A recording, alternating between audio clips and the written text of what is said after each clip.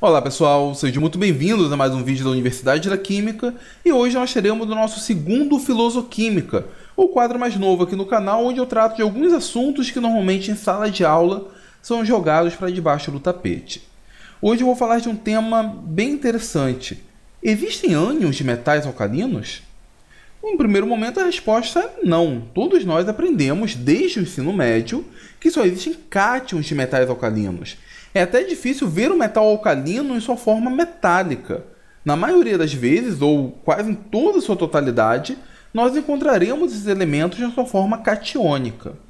Então, primeiro, quem são os metais alcalinos? Bom, você já deve saber.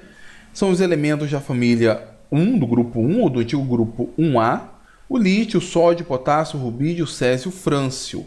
O frâncio a gente quase não trabalha com ele porque ele é radioativo.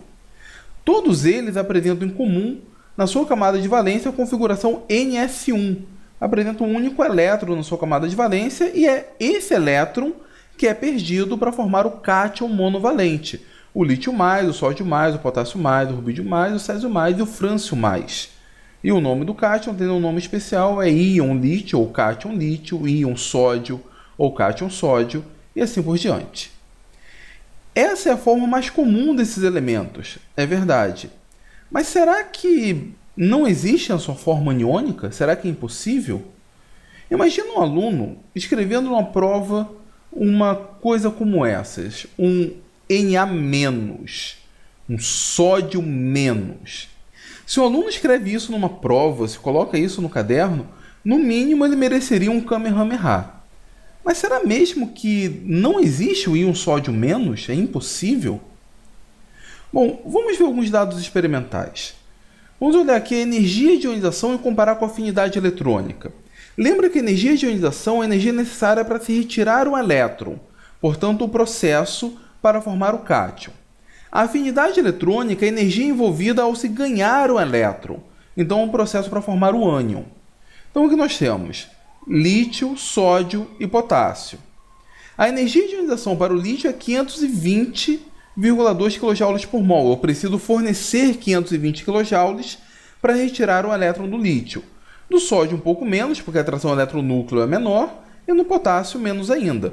Mas eu preciso fornecer essa quantidade energética se eu quiser formar o cátion. Ele a princípio não seria formado naturalmente.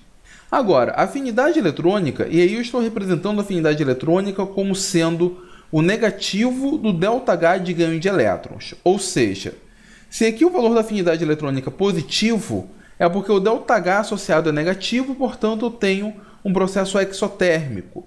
E nós bem sabemos na termodinâmica que processos exotérmicos são processos mais favoráveis, processos que favorecem um ΔG negativo e, portanto, levam à espontaneidade de uma reação. Percebam que o lítio, ao ganhar um elétron, ele libera aproximadamente 60 kJ por mol. O sódio um pouco menos, o potássio menos ainda, porque, pelo mesmo motivo, a atração ao eletronúcleo é menor. Mas para os três, e também seria para o césio, o ganho de elétrons é mais favorável. Ao receber um elétron, ele libera energia. Então por que a gente só encontra esses metais de sua forma catiônica? Se vocês lembrarem lá do ciclo de Bohr-Haber, em breve nós teremos uma mega aula falando sobre o ciclo, nós pegamos, por exemplo, ali o sódio metálico, colocamos para reagir com o cloro gasoso, a fim de formar o NaCl. A maior parte dessas etapas envolve o consumo de energia, são etapas endotérmicas. No entanto, na junção do cátion com o ânion, e o processo de energia reticular libera muita energia. Essa energia liberada compensa todos os gastos preliminares. A atração eletrostática presente entre um cátion e um ânion é tão forte que consegue estabilizá-lo, mesmo que durante o processo fosse necessário nós fornecermos energia, ou a natureza como um todo fornecer energia, para retirar o elétron do cátion. Então, o cátion isolado, a princípio, não existe. Ele existe na forma de um composto iônico, ele vai estar associado a um ânion, e uma vez associado ao ânion, ele consegue ser estabilizado. Mas olhando apenas para os valores de energia de ionização e afinidade eletrônica, é mais fácil os metais alcalinos ganharem elétrons do que perderem. Alguns pesquisadores já tentaram sintetizar ânions de metais alcalinos. E para minha surpresa, quando descobri, eles conseguiram. O principal nome associado a esse tipo de pesquisa é o professor James Dye. Ele tem toda uma linha de pesquisa a fim de sintetizar ânions de metais alcalinos. E pasmem, eu não sabia disso. Existem ânions de metais alcalinos sintetizados desde a década de 70. Existem ânions de sódio, de césio, de potássio há mais de 40 anos. E em sala de aula nós batemos a tecla, falamos para os nossos alunos que só existem cátions de metais alcalinos. É verdade, não são ânions muito comuns, né? Nós não encontramos em qualquer situação, mas eles existem. Não é que seja impossível, eles existem há mais de 40 anos. Não acreditam? Bom, vamos olhar esse artigo aqui do professor James Dye. Se nós olharmos aqui, o título do artigo é Estratégias para a preparação de compostos de ânions de metais alcalinos.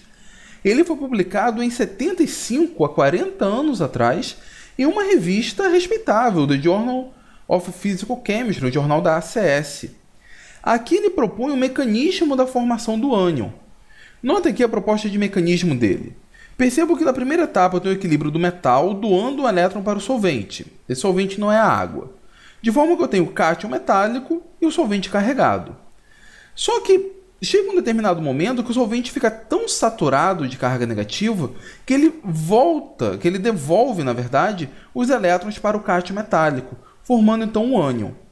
Em uma situação natural, o ânion se juntaria com o cátion, formaria um comproporcionamento e ele voltaria a ser o elemento na sua forma metálica.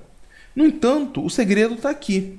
Se ele tiver um agente complexante no meio, se ele tiver um ligante adequado no meio, esse ligante ele pode se complexar ao cátion metálico, ele prende o cátion metálico e vai deixar o ânion metálico livre. E aí você vai ter um sal, onde o ânion é um metal alcalino e o cátion é um complexo do metal alcalino. A escolha desse ligante é o passo crucial para nós conseguirmos isolar o ânion de metal alcalino. Normalmente esses ligantes são chamados de ligantes criptantes. Eles são capazes de envolver todo o metal. São ligantes polidentados, os chamados éteres de coroa, são muito utilizados para isso. Então, um ligante como esse, ele vai envolver o metal alcalino, vai formar um complexo fechado e vai deixar o ânion do metal alcalino do lado de fora. E aí nós temos um sódio menos, um CS menos, um potássio menos e assim por diante. Interessante, não é? Esse artigo foi escrito há mais de 40 anos e praticamente nenhum livro cita como referência. Eu descobri isso por um acaso. Eu recebi do Grupo GEM esse livro, que por sinal eu recomendo, gostei muito. É um livro de Química Inorgânica Descritiva, do Rainer Carran e do Overton. Esse livro é um livro de Química Inorgânica, uma alternativa para livros de Química Inorgânica Descritiva, que nós temos poucos. Em um de seus boxes, ao longo do texto, ele falava sobre ânions de metais alcalinos. Eu dei uma olhada, procurei algumas referências, descobri o trabalho do professor James Dye e achei um trabalho interessantíssimo. E não para por aí não temos apenas esse artigo da década de 70 não. Nós temos um artigo mais recente, aliás, temos vários artigos ao longo dessas décadas. Aqui para citar um outro mais recente, de 2006, também no Journal of Physical Chemistry. Nesse artigo eles apresentam uma cadeia que eles sintetizaram, uma cadeia em zigue-zague, onde nós temos como cátion um lítio complexado a esses ligantes criptantes, e do lado de fora nós temos como íon, como contra-íon, o ânion CS-. E o mais interessante, eles conseguiram a estrutura cristalina desse complexo. Nós percebemos aqui, o complexo é esse, você vai ter o lítio, notem que ele está engaiolado, né? Está dentro desse ligante, ele está isolado aqui do CS-. Óbvio, eles conseguiram esse cristal não numa situação muito adequada, tinha que estar em vácuo, e eles obteram em menos 78 graus Celsius, né? Uma temperatura muito comum. Mas eles conseguiram um cristal onde nós temos um ânion de metal alcalino. Acho que melhor prova do que isso não existe. Para vocês terem uma ideia, eu vou mostrar o arquivo CIF desse artigo, que eu pude baixar diretamente lá no site da revista. Para quem não conhece, o artigo CIF é um artigo de coordenadas cristalográficas. Então, ali nós conseguimos ver a distância e os ângulos de ligação presentes entre os átomos do cristal. Vamos dar uma olhada no CIF? Então, notem aqui, não sei se vocês vão conseguir visualizar bem. Eu vou tirar os átomos de hidrogênio, vou pedir para que ele represente na forma de bola e bastão, assim fica mais fácil. Notem, se eu pedir para colocar o título dos elementos, a etiqueta dos elementos, aqui nós temos o ânion CS-. Esse daqui é o complexo de lítio, ele está encriptado nesse éter de coroa. A distância entre o cátion lítio e o ânion CS- é algo em torno de 7,6 angstrom. Eu posso pedir, por exemplo, um empacotamento dele, para nós termos uma visão mais geral. Deixa eu melhorar aqui a imagem. E ao longo do eixo A. Bom, a melhor forma para o empacotamento é representar na forma mais simples. E aqui nós temos o cristal ao longo do eixo A, a visão ao longo do eixo B e ao longo do eixo C. E aqui eu tenho uma estrutura cristalina de um composto onde o ânion é o CS-. Bem legal. Vamos voltar lá para a apresentação que tem mais. Voltando aqui, então, existe sim o ânion Na-, K-, Rb-, CS-. Até o momento nós não detectamos o Li- e nem o Fr-. O Na-, seu nome pode ser sodieto ou natrieto, eu prefiro natrieto. O K- seria o potasseto ou calieto, seguindo a nomenclatura padrão de colocar eto no caso de ânion simples. O rubídio é o rubidieto, o césio é o cesieto, e eles fazem parte do grupo dos alcalietos. Um artigo um pouco mais recente, também do professor James Dye, e nesse artigo ele fala de um outro composto que eles sintetizaram. Esse foi publicado no JACS, no Journal American Chemical Society. E o ânion não é um ânion simples de metal alcalino, como se isso já fosse simples.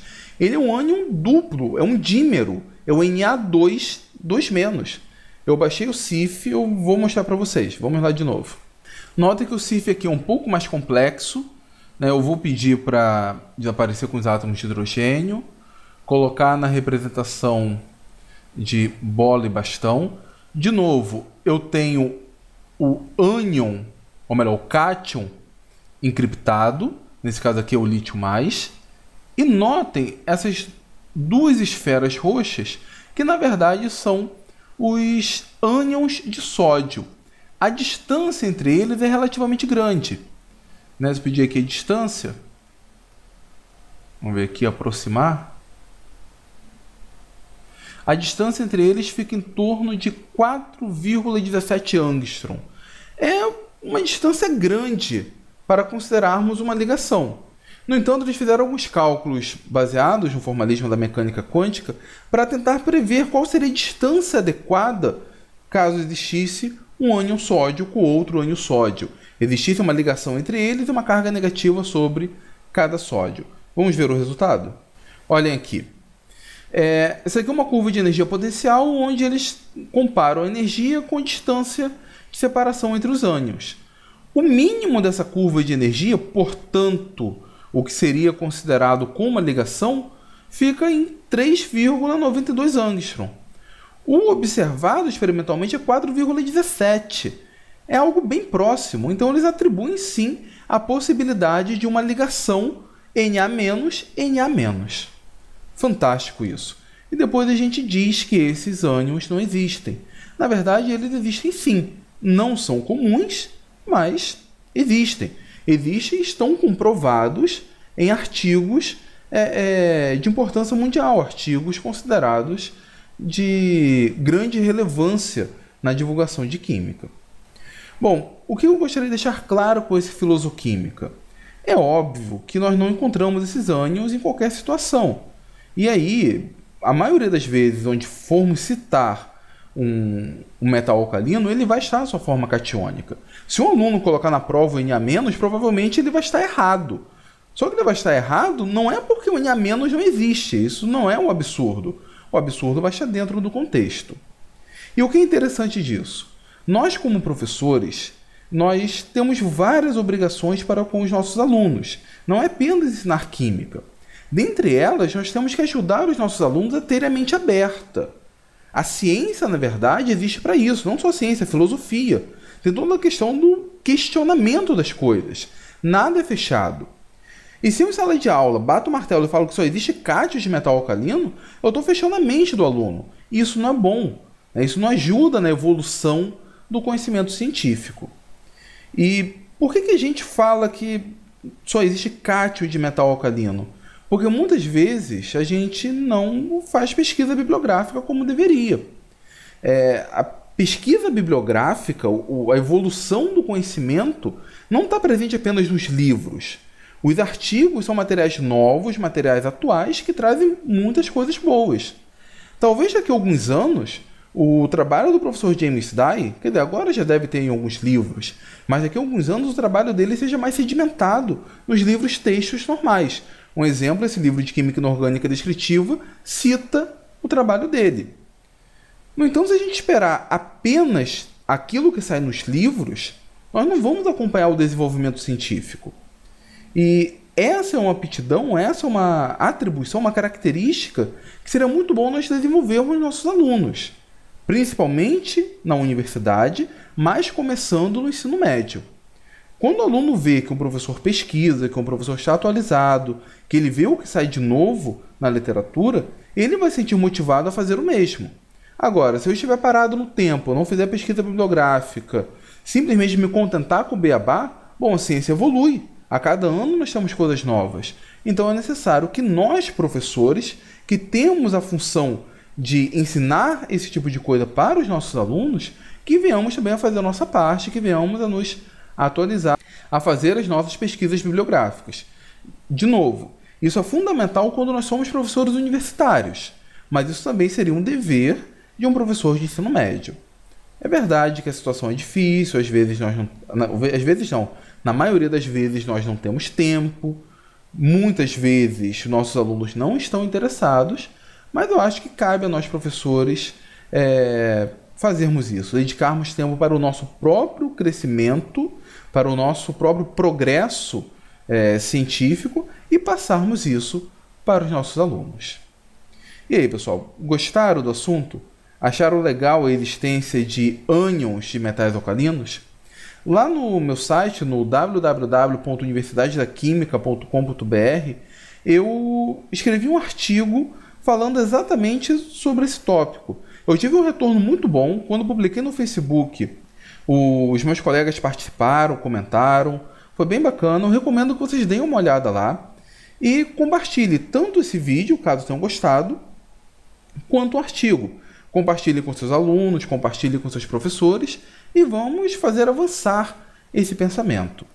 Se vocês não concordaram com essa minha conclusão, acham que eu estou errado, que eu estou exagerando, deixe aqui no comentário. Eu gostaria também de saber a opinião de vocês. No mais, muito obrigado pela paciência de vocês até aqui.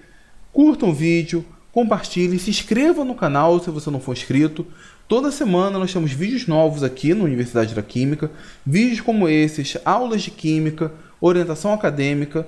Tenho certeza que você vai gostar dos outros vídeos, tá bom? Muito obrigado e até a próxima do Universidade da Química.